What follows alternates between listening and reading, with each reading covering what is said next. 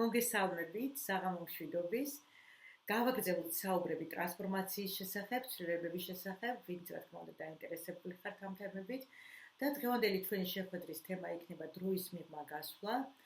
წინა შეხვედრებზე ვისაუბრებთ სხეულის მიღმა გასვლაზე და ასევე გონების მიღმა და დაგვრჩა დროის მიღმა გასვლაზე ვისაუბროთ დღეს ამაზე და შემდეგში უკვე გადავალთ რეალურად როგორ ხდება გადარჩენის, როგორ ცხოვრობთ ჩვენ ამ გადარჩენის პრინციპებით და როგორ ვიცხოვრობთ შემოქმედებითი პრინციპით, რაც ძალიან მნიშვნელოვანია იმისთვის, რომ ვიცხოვროთ ისე, როგორც ჩვენი სურვილია, ჩვენს სურვილთან შესაბამისობაში. თუმცა გეტყვით იმას, რომ ბევრი ვისაუბრებენ აწმყოს ძალაზე, იმიტომ რომ განვიხილე წიგნი YouTube არხს, ვინც უყურებს ჩემს YouTube არხს.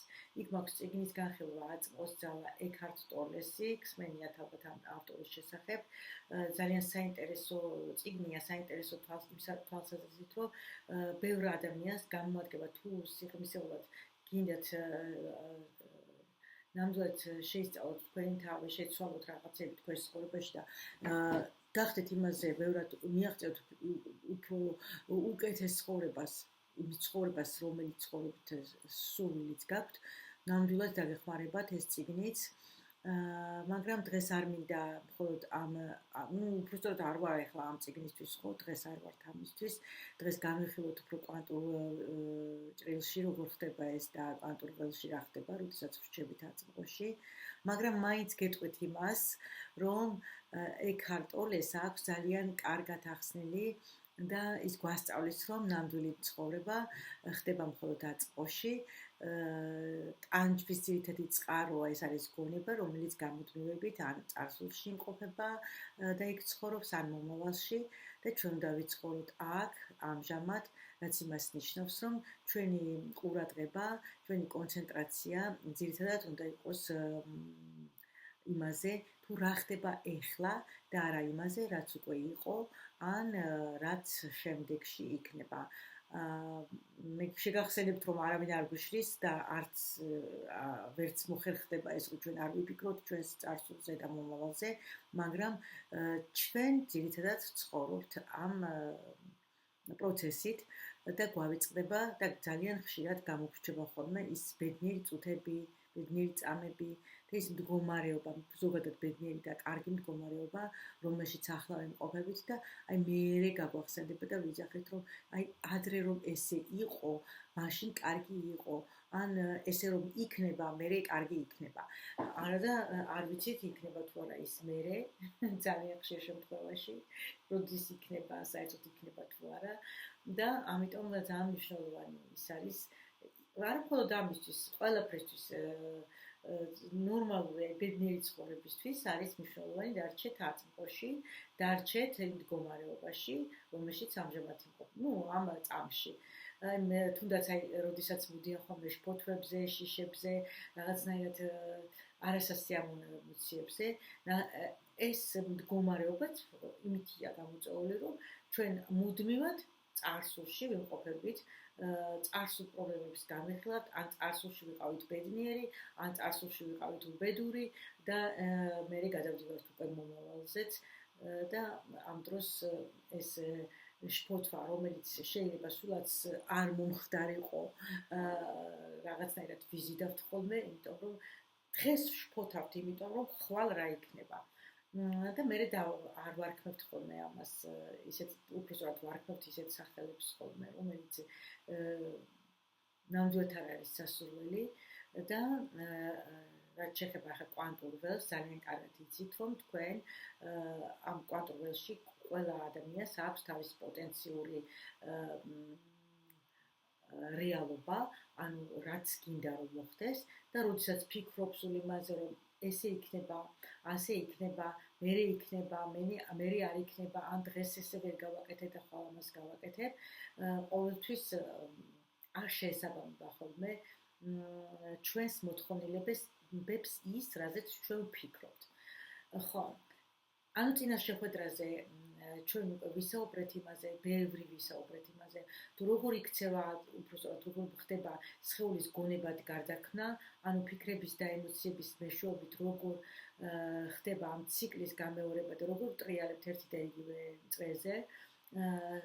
ასევე მინდა დავამატო ისიც, რომ სხეულის გონებად გადაქცევა ხდება, როდესაც წარსული მოვლენებიდან გამომდინარე ვაზროვნებთ, ფიქრი იწვევს მოგონებებს, გვახსენდება ყოველთვის წარსული ფაქტები და ამის შემდეგ წარმოიქმნება ის ემოცია, რომელიც რაზეც ვფიქრობთ, შესაბამისი ემოცია და როდესაც ხშირად ვიხსენებთ ხოლმე ესეთ სიტუაციებს წარსულიდან და ხშირად მეორდება ის მოგონებები, რომელიც არც თუ ისე სასიამოვნო იყო ჩვენთვის, ჩვენი სხეული თავისთავად ცხადია, იმახსოვრებს ამ ემოციას და როდესაც ფიქრი, მოგონება და ემოცია გაერთიანებულია, სხეულს დამახსოვრებული აქვს ეს ემოციები, უკვე შესაბამისად გადადის ქვეცნობიერ პროცესებში და ყალიბდება პროგრამები, ამაზეც ვისაუბრეთ ბევრი და როდესაც პროგრამა ჩამოყალიბებულია, სულაც აღარ არის საჭირო უკვე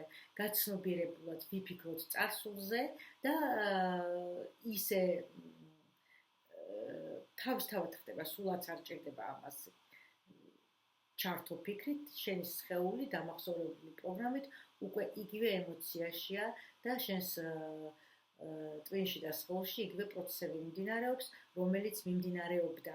თუმცა ჩვენ შეგახსენებთ, რომ ეხლა ვსაუბრობთ ცვლილებებზე და გამოდის, რომ ეს მდგომარეობა ჩვენი ცვლილებებისთვის არ გამოგვადგება. უფრო დეტალურად რომ აგიხსნათ, დეტალურად კი რომ უფრო თვალსაჩინო რომ იყოს, მაგალითისთვის მოვიყვან ესეთ მაგალითს. აი, სხვათა შორის წიგნში აქვს მოყვანილი ავტორს ეს მაგალითი, როდესაც შემოდიხარ სახლში და წარმოვიდგინეთ, რომ თქვენი პატარა ცხოველი, ძაღლი, ანუ არ ვიცი, შეიძლება პატარა ფისო, რომელიც ყავთ სახლში, დაგვხვდათ უსულო მდგომარეობაში, ანუ აღარ არის ცოცხალი, რაღაცა მოხდა და თქვენში გაჩნდება, რა თქმა უნდა, შესაბამისი ემოცია. ეს ემოცია არ იქნება კარგი, თავისთავად ცხადია. სხვათა შორის მე მახსენდება ეხლა ჩემი მდგომარეობა, ამ ძაღლთან დაკავშირებით, როდესაც ვიყავი თბილისში ვიყავი ჩამოსული და დავბრუნდი ჩემს სახლში, აქ სადაც ვცხოვრობ და რომ მოვედი და აღარ დამხვდა ჩემი პატარა ძაღლი, რომელიც ავადმყოფობდა მართალია, მაგრამ ნუ მაინც ველოდებოდი რომ ცოცხალი დამხვდებოდა და ის აღარ დამხვდა და როგორც კი შემოვედი, რა თქმა უნდა ძალიან არასასიამოვნო ემოციებში ჩავარდი.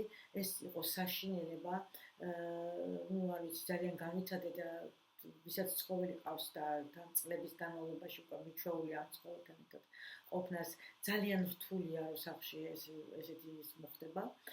მით უმეტეს თუ არ ახარ და არ იმყოფები იმ წუთში სახლში და ნახეთ რას გვეუბნება ეს უბრალოდ ჩავრთე ჩემი ეპიზოდი გამახსენდა და მე ჩემზეც გეტყვით ორიოდე სიტყვით. ეხლა ნახეთ რას გვეუბნება ავტორი, რომ შემოდიხარ სახლში, სხეული ძაღლი არ დაგვხვდა და თქვენმა სხეულმა ეს ემოცია დაიმახსოვრა, ხო? და როდესაც მე სადმე გადიხარ და შეგხვდება ძაღლი, ჯერ თავდაპირველად დასაწყისისთვის, რა თქმა უნდა, ყველა ძაღლის დანახვაზე შენი ძაღლი გახსენდება, რომელიც შენს გვერდით ცხოვრობდა წლების განმავლობაში, მაგრამ მე გავაწყლები და შეიძლება სულაც აღარ გინდოდეთ მასზე ფიქრი, იმიტომ რომ უბრალოდ ყველაფერს თავისი დრო აქვს და აღარ გვინდა რომ ვიყოთ იმ ცუდ ემოციებში და ვიხსენოთ. ან გაგვახსენდეს გვინდა, მხოლოდ დადებითად და პოზიტიურად და აღარ ვიყოთ მწუხარე მდგომარეობაში და იმ ემოციებში, რამ ემოციებიც განვიცადეთ, როდესაც აღარ იყო ეს ძაღლი, ანუ წავიდა ამ ქვეყნიდან და ეხლა წარმოიდგინეთ, ეს ემოცია სხეულმა ისე დაიმახსოვრა, თუ ეს დიდი ხანი გრძელდება, იმიტომ აქვს თავის პერიოდები, ხო, ყველაფერს აი გლოვასაც თავის პერიოდი აქვს, რომ იტყვე.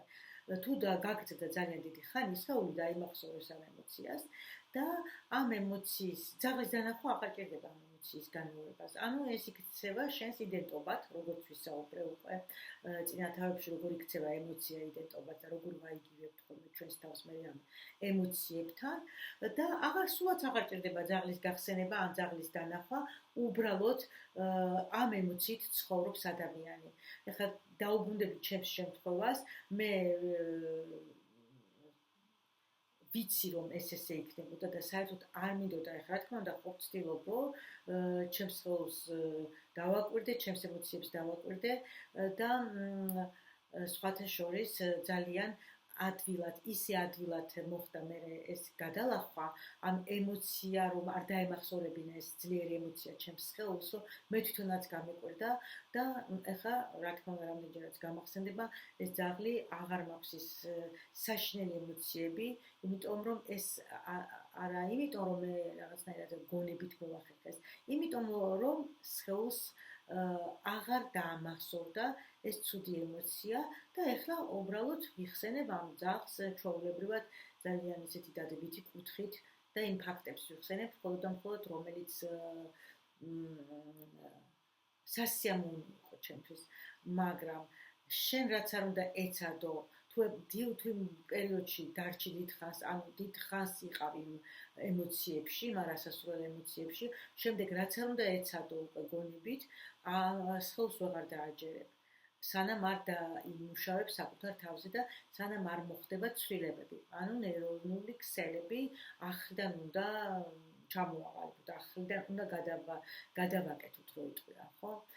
ასევე მინდა შეგითხრათ პავლოვის ძაღლების შესახებ ექსპერიმენტი ჩატარდა. იცით ალბათ ეს ექსპერიმენტი ძალიან ცნობილია. როდესაც მან რა გააკეთა, იცით, ძაღლები ყავდა დაბმული და როდესაც საკვების დრო მოდიოდა, ზარს რეკდა ხოლმე, ასეთი ექსპერიმენტი იყო და სანამ საკვებს მოუტანდა, ზარი ირეკებოდა. ანუ ძაღლები მიჩვეულებდნენ იმას, რომ ზარი უნდა დარეკილიყო და მერე მოხონდათ საკვები. და შემდგომში რამდენიმეჯერ, როდესაც ხშირად განმეორდა ეს მდგომარეობა, ძაღლის, რეც სხეულმა დაიმახსოვრა ეს, რა თქმა უნდა, და რომც არ მოეტანათ საკვები, უკვე ძაღლები იწყებდნენ ნერწყვის გამოყოფას, ხო, პირის რეცეპტორებით. იმიტომ რომ ელოდებოდნენ საკვებს, უკვე იცოდა სხეულმა, რომ ეს უნდა მომხდარიყო. ეს არის სხეულის ავტომატური რეაქცია და ამას აუცილებლად მიაქციეთ ყურად, რომ სხეული იმახსოვრებს იმ ემოციებს, რომელშიც ძალიან დიდხანს იმყოფება ადამიანი. ესე მოკლედ რომ შევაჯამო. ანუ, როდესაც წარსულ მომხდარ მოვლენებთან ჩვენ გვაქვს ემოციური მიჯაჭვულობა, ეს მე უფრო რთული და სამუშაოებელია მისი გაწყვეტა. სანამ ამას არ გავაკეთებთ, მანამდე ცვლილებები არ შეიძლება ვერ მოხდება ფიზიკურად, ვერ განთავისუფლდებით მაპროვოცირებელი ფაქტორებისგან, რომელიც იწვევს ამ ემოციას და მაგალითად რაღაცა მოხდა ქუჩაში, ტრავმა მიიღო ადამიანმა, კონკრეტულად რომელ ადგილზეც მიიღო ტრავმა და ის ემოცია ძალიან დიდი ხანი გაუგრძელდა. მაგალითად ავტოსავაგზაო შემთხვევა, როდესაც ხდება, არ ვიცი, მსგავსი შემთხვევები, გადის წლები და მე ადამიანი თუ გაივლის იმ ადგილზე მოხდება არა მხოლოდ გონებაში გაახსენდება ეს ყველაფერი, არამედ სხეულს შეგრძნებები გაუჩნდება იგივე, რაც ჰქონდა რამდენი წლების, თუნდაც წლების წინ. ეს არის ჩვეულებრივად ავტომატური რეაქცია და იცით რა მინდა გკითხოთ, აბა დააკვირდით თქვენ თავს, რამდენჯერ მომხდარა ისე, რომ კარგ ხასიათზე ხართ და უცბად რაღაცა სუნმა, რაღაცა ადგილმა, რაღაცის დანახვამ ცუდ ხასიათზე დაგაყენათ. თუ გქონიათ ცხოვრებაში ესეთი შემთხვევა, შეგიძლიათ მომწეროთ, დააფიქსიროთ თქვენი აზრი, თან ამასთანავე გეტყვით იმასაც, რომ არ დაგავიწყეთ ვიდეოზე ლაიქის გაკეთება, ან რამე კომენტარი დაწერეთ და მოკლედ დააფიქსირეთ, აბა ყოფილად თქვენ ცხოვრებაში ესეთი შემთხვევა, რაღაცას უნებს, რაღაცის ესეთი ცუდი ემოცია, ან თუნდაც კარგი ემოცია, ორივე შემთხვევაში თანაბრად მუშაობს, რა თქმა უნდა, ხო? მოკლედ გავიგეთ უკვე და ვისაუბრეთ ბევრი იმაზე, რომ სხეულის დაპროგრამება ეს არა მხოლოდ ჩვენი ბავშვობის დროს ხდება, არამედ ჩვენ თვითონაც შეგვიძლია და ვაპროგრამებთ ხოლმე გვინდა თუ არ გვინდა, უფრო უარყოფითი კუთხით და ასევე მოდი გამოვიყენოთ ჩვენ ეს რაღაცა ვიცით უკვე რომ ეს შესაძლებელია, შეგვიძლია გამოვიყენოთ დადებითი კუთხით, რატომაც არა, ხო? და ფოკუსირდეთ არა სასურველ მოვლენებზე, მომავალში რაც გვინდა რომ იყოს, გვინდა რომ სასურველი იყოს, ხო? გვინდა რომ კეთილი იყოს ის, არ ვიცი რა სიტყვა ვეხმარო, აი ამ სასიკეთო მომავალზე ფოკუსირდეთ და ვიფიქროთ და დავაპროგრამოთ ჩვენი სხეულიც ამ დადებითი ემოციებით. თუმცა არ არის ისე რომ ეხლა მე მხოლოდ პოზიტიური აზროვნება დამეხმარება ამაში, ამიტომ უნდა ვიმუშაოთ ჩვენ თავზე, ეს ყველაფერი ჩვევებია, ეს ყველაფერი არის გამომუშავებადი ჩვევა, იცით რომ შეგიძლიათ შეცვალოთ და ახალი ჩვევა ჩამოაყალიბოთ და მოკლედ რატომაც არა შეგვიძლია აი ასე მიუდგეთ ამ საკითხს. მე მგონი რომ ხო, თან იცით მithumetes იცით რომ თქვენ ვერ კარგად რომ ქვეცნობიერი პროგრამა, ქვეცნობიერი ჩვენი ვერ ანსხვავებს, არ აკეთებს განსხვავებას წარმოსახვითია ის თუ რეალურად მოხდა ფაქტი და წარმოსახვები NLP პროგრამები ამისთვის კარგად მუშაობს, აი NLP-ით მუშაობთ ხოლმე წარმოსახვებით და ძალიან კარგად მუშაობს ეს თერაპიული მიდგომები, სხვა მიდგომები ერთი სიტყვით შეგიძლიათ გამოიყენოთ და იმუშაოთ ამ საკითხებთან დაკავშირებით, თუ მარტო ვერ ახერხებთ რა თქმა უნდა, ხო? თუ არა და წინა ვიდეოში ახსენი რამდენად შეგიძლიათ შეცვალოთ თქვენი ჩვევები და როგორ შეიძლება მოახერხოთ ეს.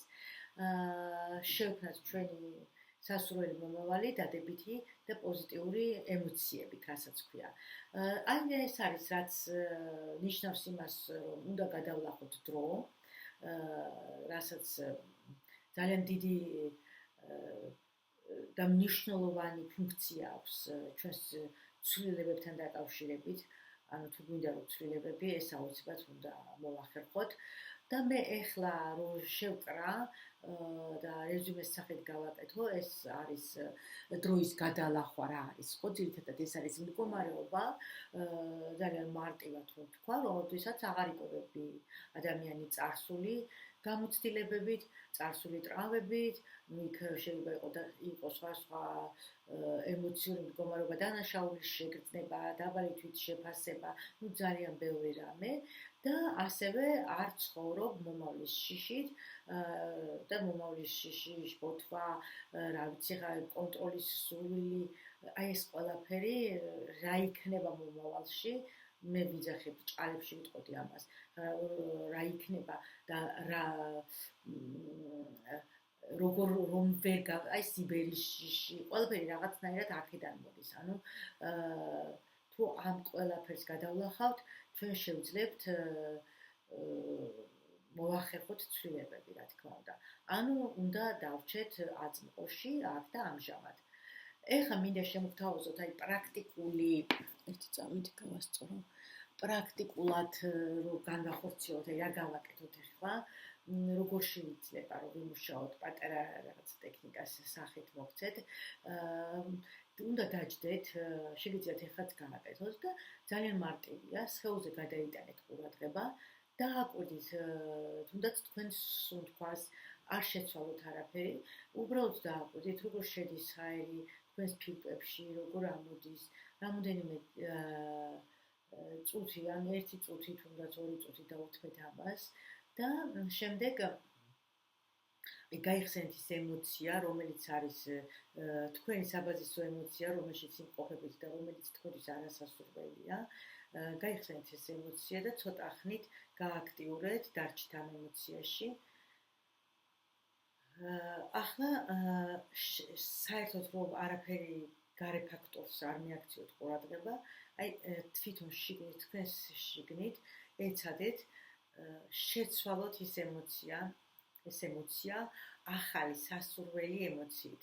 აი რომელი ემოციითაც გინდათ რომ იცხოვროთ და ძირითადად იყოს წამყვანი თქვენთვის.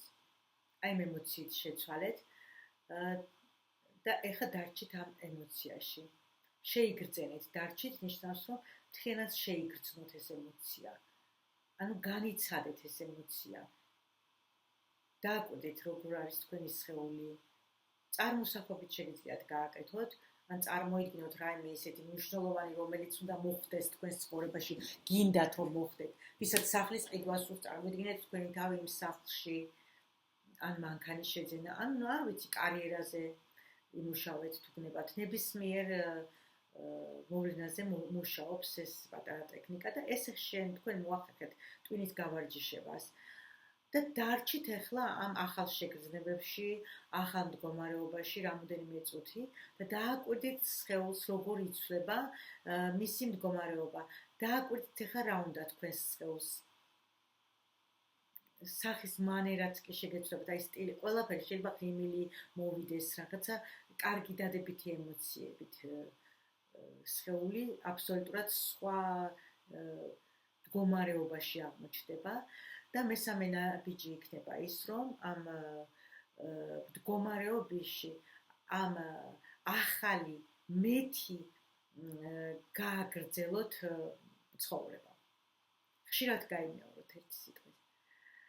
ეს ნახეთ, ეს ძალიან პატარაა, ძალიან ადვილი გასაკეთებელია ერთხელ, მაგრამ უნდა გააკეთოთ ხშირად. ის მას არ ნიშნავს, რომ ამას ერთხელ დავაკეთებ და ამით ყველაფერი მოგვარდება.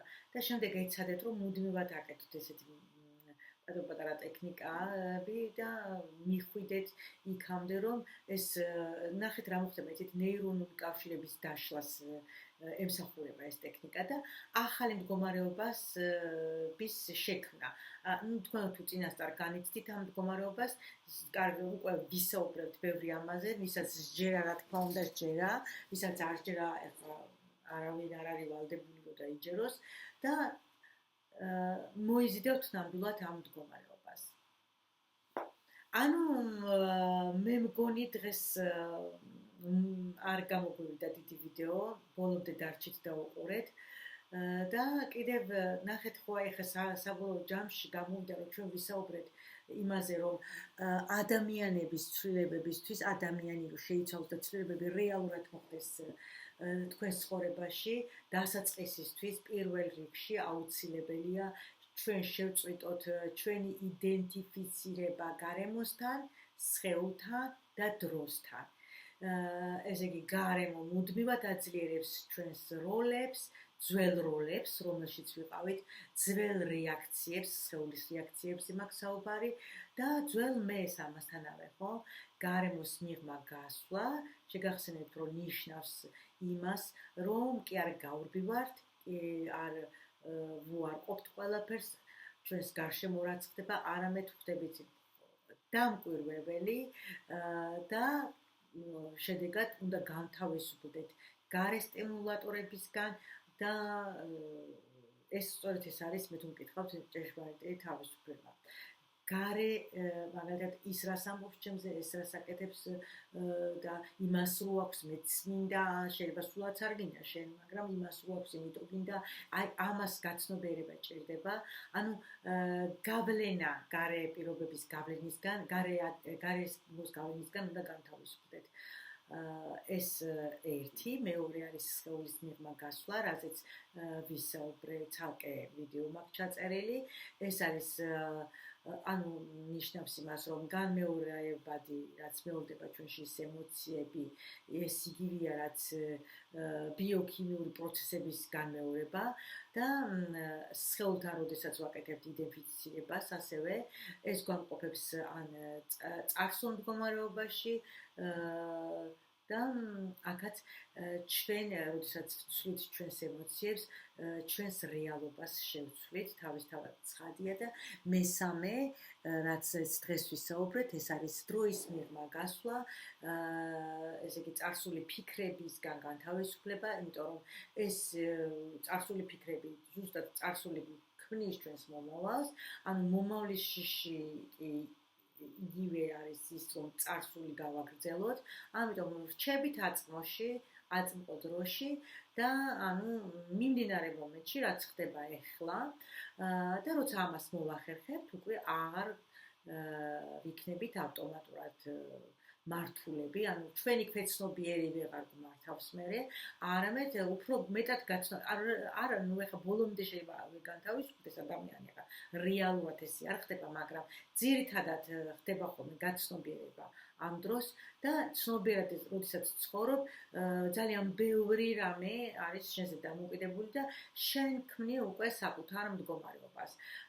დაიმახსოვრეთ აუცილებლად, რომ თქვენ არ ხართ არც თქვენი გარემო, არც მხოლოდ სხეული, არც ის დრო, წარსული და უბრალოდ წარმოიდგინეთ, რომ თქვენ იმაზე მეტი ხართ, ვიდრე წარმოგიდგენიათ და თქვენ ხართ ცნობიერება, რომელიც აღემატება ყველაფერ ამას, დროსაც, სხეულსაც, გარემოსაც და ძალიან ბევრ რამეს, ემოციებს, შეგრძნებებს სხეულთან ასოცირება უკვე. დღეს დავასრულოთ. კიდევ ერთხელ გთხოვთ, რომ დალაიქოთ YouTube-ზე ეს ვიდეოები და დაგემშვიდობებით მომავალ შეხვედრამდე. წარმატებულ დღეებს გისურვებთ, ბედნიერებას გისურვებთ და მომავალ შეხვედრამდე.